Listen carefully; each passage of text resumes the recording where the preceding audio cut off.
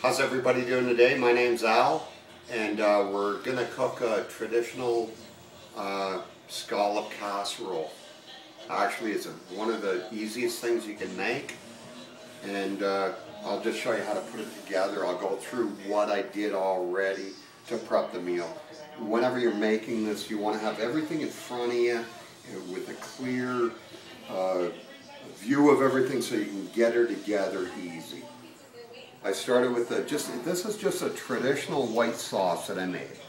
There's lots of recipes, you can use anything. With this I used half and half cream and milk, and like I said, there's lots of different recipes. You're probably better off using half and half, and you can almost use full cream.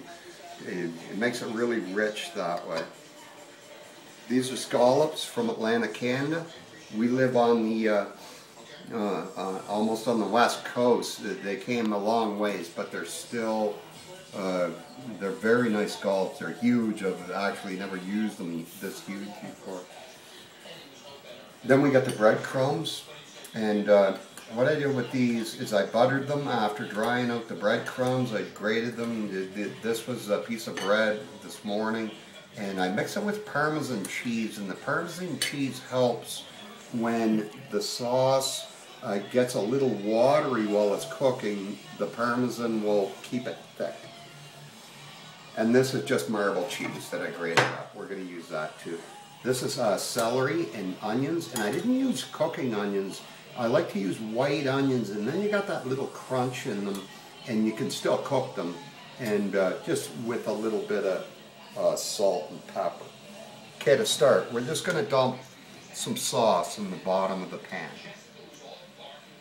You want to make sure that you make enough sauce. And then I'm just going to spread this out. Normally I'm used to more scallops, then I can make more layers, but since these are so huge, I'm going to try to make 2 layers of this anyway. I'm just going to sprinkle this on her.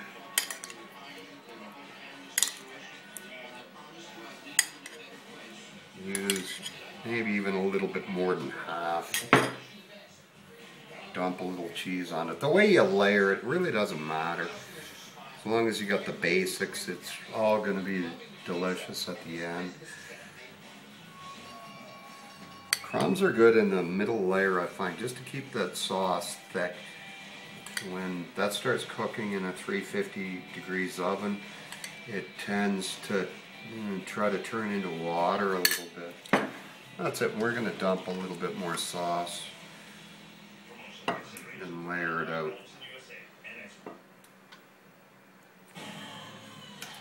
Certainly got lots of sauce.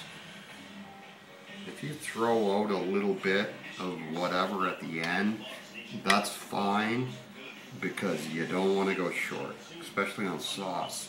Okay, we're going to dump. Try to find the spots where I didn't have the scallops underneath and just lay these out, and then do the same thing.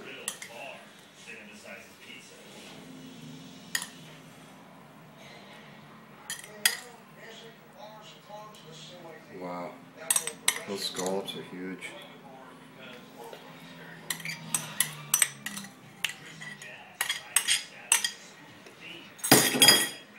Top that. Dump a little more cheese on it. Gonna put some more breadcrumbs on it.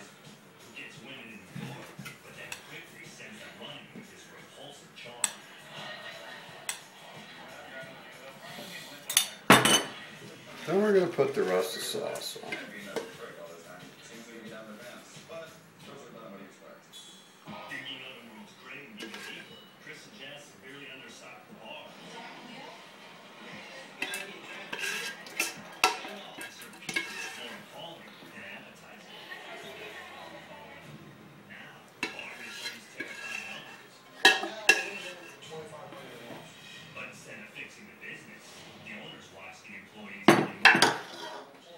Okay, now we're going to crumb it off at the end. Just This is where we'll get this browning effect on top.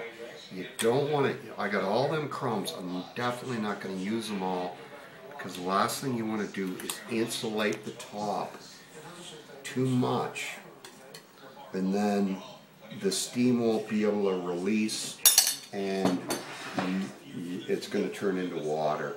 It's a fine line there.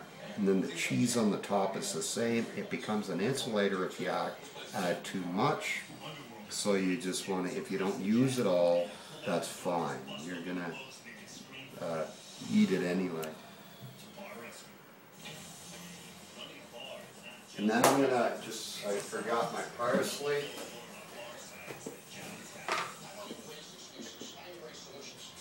And we're just going to finish it off with a little bit of parsley. And it just decorates it. It really has not too much taste, you know. And there it is. We're going to throw it in a 350 degrees oven. And what you want to do is you want to cook it for about 30-35 minutes, but 25 minutes is up. I put on the light without opening up the oven door, and then that way you have the you have the heat stay in there, which you want, and that way you won't make that bottom element come on again, because you don't want too much heat. We'll show you when it's done.